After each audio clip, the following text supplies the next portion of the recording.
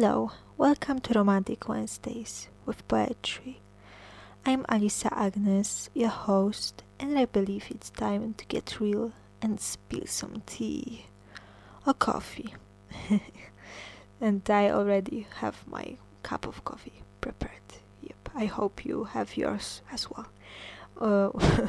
Well, today we will continue talking about Romeo and Juliet alternative story, and today I will tell you more about Truth Will Save Us.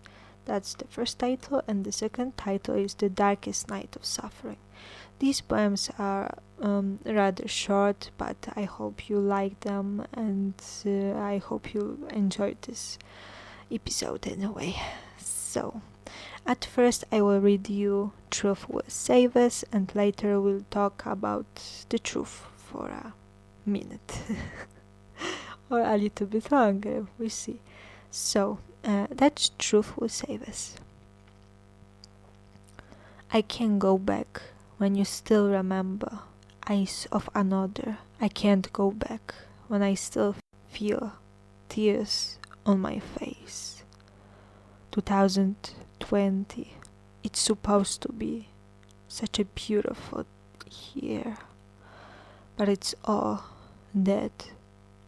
Nothing plays on strings of my soul better than music and poetry and love. So that's Truth Will Save Us. And well, maybe you're not sure why I named this poem like that. So at first, let's talk about this.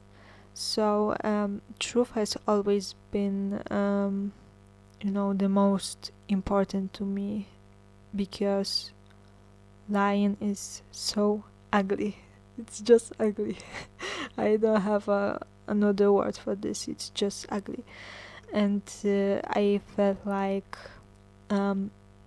maybe truth could save something that is breaking down, something that is already broken, or something that is, I don't know, complicated.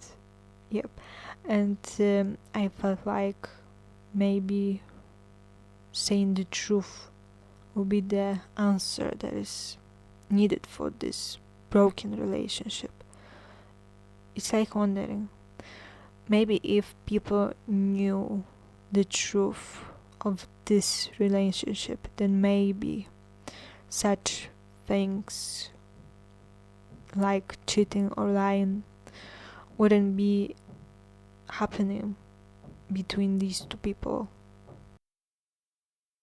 Because when everybody knows and everybody looks at this relationship, then maybe, all you think about is to make it look like it's a perfect relationship. So I felt like maybe this is what a very complicated kind of story really needs. And then there will be no secrets, no lying, no cheating, and no heartbreak anymore. Because when everybody knows, you're playing safe. And this is what this title means here. It could be really hard to guess, so I'm really glad that I'm recording this podcast right now. So let's look at the first verse right now. So it's about the inability of coming back to your ex when everybody knows that he's still dating someone. So it's like saying it will be possible to come back only when this other woman won't stand between us, and when tears dry, and then after all these things, little things that I mentioned here, then it will be possible to come back. and there's no other way to come back. And the second verse is a reference to 2020, because this is what happened to me then, and that's why I mentioned this date here. And at first it was supposed to be a really good year, but because of COVID everything got cancelled and everything just went worse than any nightmare that you've ever had. And well, yep, it's just about saying that 2020 is supposed to be something else. And I guess a lot of people can agree with me that 2020 was a really tough year for all of us. Well, and the third verse is about playing strings of somebody's soul, what is simply a metaphor of playing games. And it's also a reference to music, and it's about poetry, and it's about love. It's well, it's like, what can touch your soul? I feel like only three things: music, poetry, and love. And these three things are actually equal. So yep, now you know what this poem is about. Let me remind you that this whole cycle was inspired by the first moment of finding out that your man found somebody else and they want to date them, and they don't care about your feelings here. And it's 2020, so it's the time of the pandemic, so it's like your hands are tied. But at the same time, imagine that it's an alternative story of Romeo and Juliet. And here we have a Romeo who is not really faithful to Juliet. Yep, so keep it all in your mind, and let's move on to the second title. It's called The Darkest Night of Suffering. So let me read you this poem right now. The darkest night of suffering. Have you ever felt such a squeeze of heart that you couldn't take a breath? Have you ever felt so grief-stricken that you heard moans of your soul? So yep, that's all. And well, it's simply the description of the sleepless night when you cry so hard that it's hard for you to breathe, and you literally feel like someone took your heart in their hands and they squeeze it so badly. It's also about feeling like it's like someone died, and now when my dad died last year, I really understand this feeling. When someone dies in such a metaphorical way, it actually it's very similar to the news you get when someone you knew very well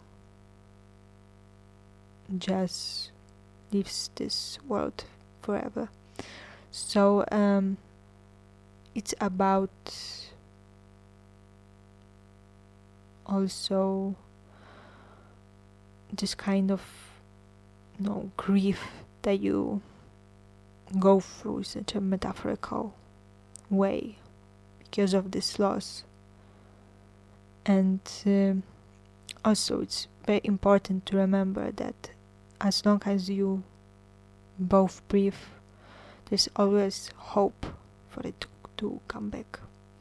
Because when somebody dies in such a very real way, this is when things really end. Well, so yep, I didn't mention hope here in this poem, but later hope appears in the end, and I think it will be at the very ending of the next cycle, but well, we'll get there step by step. But I needed to give you some kind of relief, because when things seem to be so dark and so bad, sometimes you really feel like it's the end. But I've learned that as long as we breathe, there is still hope. And with this message, I'd like to end this short episode. Well, so in the next one, you will learn more about red tears and Gustav tu świtezianka.